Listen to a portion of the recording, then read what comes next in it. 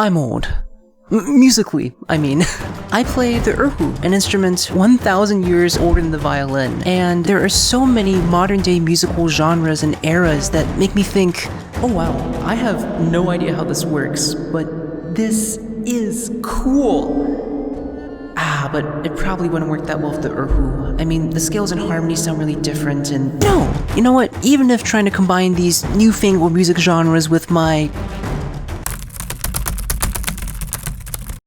618 CE music foundations is a dumb idea, I'll at least have learned something. So, is this unholy cursed concoction going to be like Daft Punk plus Megalovania?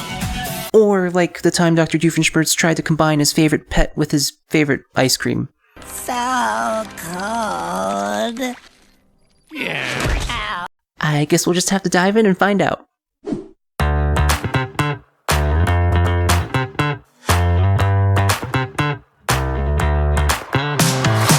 Okay, so I need to actually figure out what genres I'm going to use. The first one would obviously be traditional Erhu, but as for the other two, I had two main criteria in mind. First, I wanted genres that were as far removed from each other as possible. Genres from different centuries on nearly opposite ends of the emotional spectrum. After all, this genre combination is already going to be very messy and quite possibly cursed, so I may as well go all the way.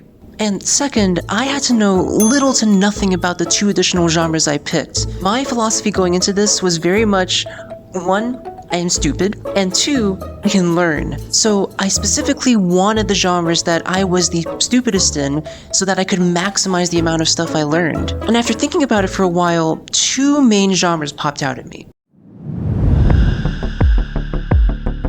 Okay, so a few days into researching synthwave, and one big thing that I found interesting is that the genre is supposed to give an atmosphere of a fictional version of the 80s. So not actual 80s music, and more using 80s instruments like synthesizers to create this 80s inspired world. And to top it all off, because this genre first gained traction in the 2000s, this 80s vibe is supposed to also carry an air of nostalgia, which to me as an Erhu is just a little bit odd, as to us even the 80s is already futuristic.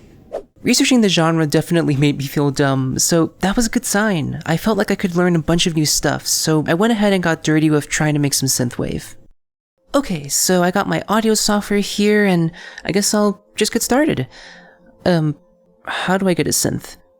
6.5 hours later. Aha! Got something here. Okay, now what are these other— oh! 3:28 a.m. So we have ADSR, which is the attack, delay, sustain, release. And you also have all these different sub-frequency knobs and something like that. Oh, and also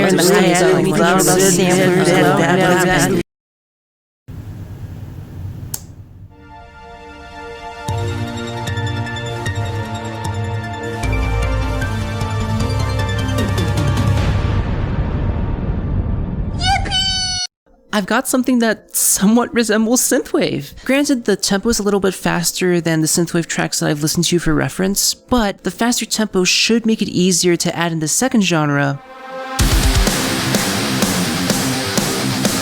Okay, so I have a vague idea of metal, electric guitars, scratchy throats, burst eardrums, but when it comes to actually making melodies or chords, that's where I am currently the most stupid, and therefore that's where I'm going to learn the most. So yeah, I'll see you in a few days.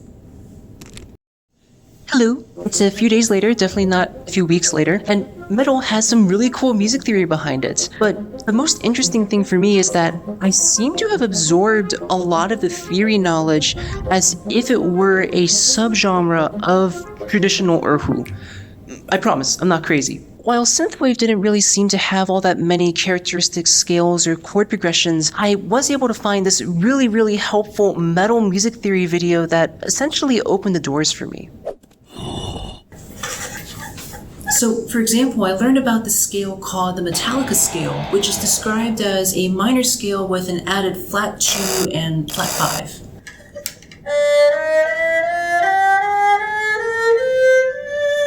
The thing is, though, that reminds me a lot of a modified U-mode scale that I would see in traditional Erhu classics like Muyangyu or The Shepherdess. granted, the added notes in that scale are different than the ones that are added in the Metallica scale, but now I can't get the idea of an electric guitar-wielding, head-banging shepherdess out of my head, which is a gift all of its own. For the 2 audience members who were curious, my Erhu understanding of the Metallica scale is that it's an U-mode scale with an added flat 3 and flat 7, essentially a shifted version of the original explanation. There are also terms like power chords and pedaling that I found really useful when making the metal edition for this blasphemous project of mine, and so after some tinkering I got this.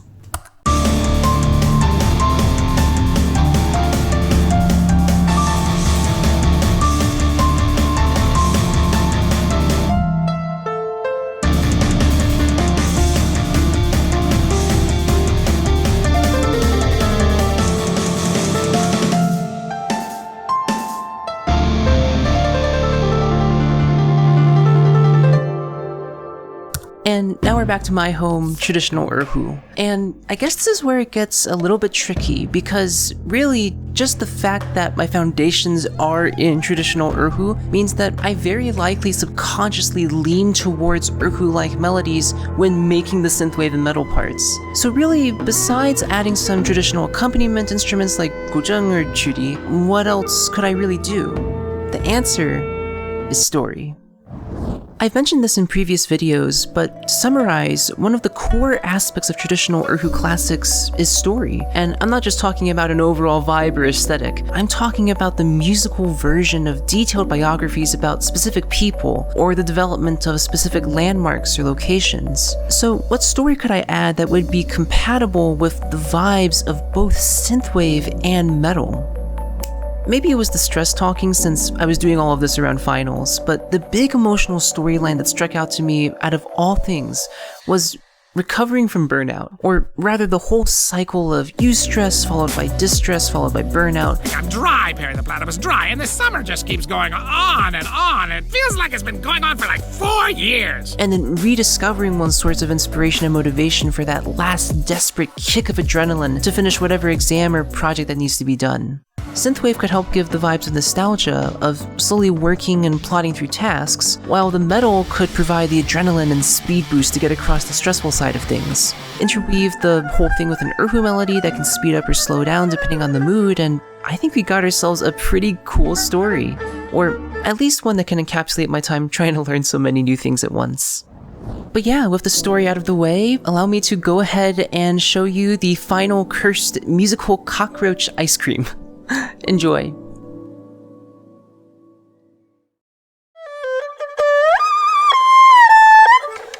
Yep, I think I'm on the last legs now, so one more full take.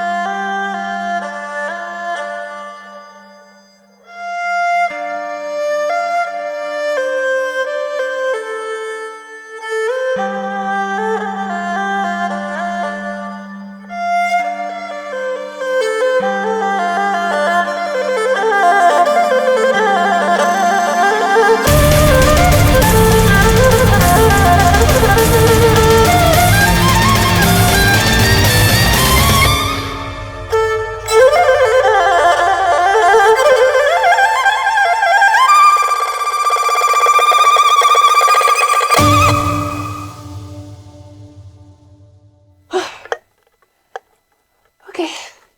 Yeah, I think that'll work. So, do you think it worked? Do you think it didn't? Hopefully I didn't burst your eardrums with the metal bits. Let me know what you think in the comments. I'm really interested to see how I can do more to learn from these sorts of projects. All in all, I'm happy I could delve into a couple areas of music that I could learn so many new things from. If you're still watching and want more Erhu goodness, maybe you'd like to see how Erhu sounds playing soundtracks from video games like Omori. Or maybe you want to see that Erhu tackles something closer to home, like the theme song for a YouTube channel that I personally adore. Head on over there if those pique your interest at all, and as always, I hope you're well, wherever you are.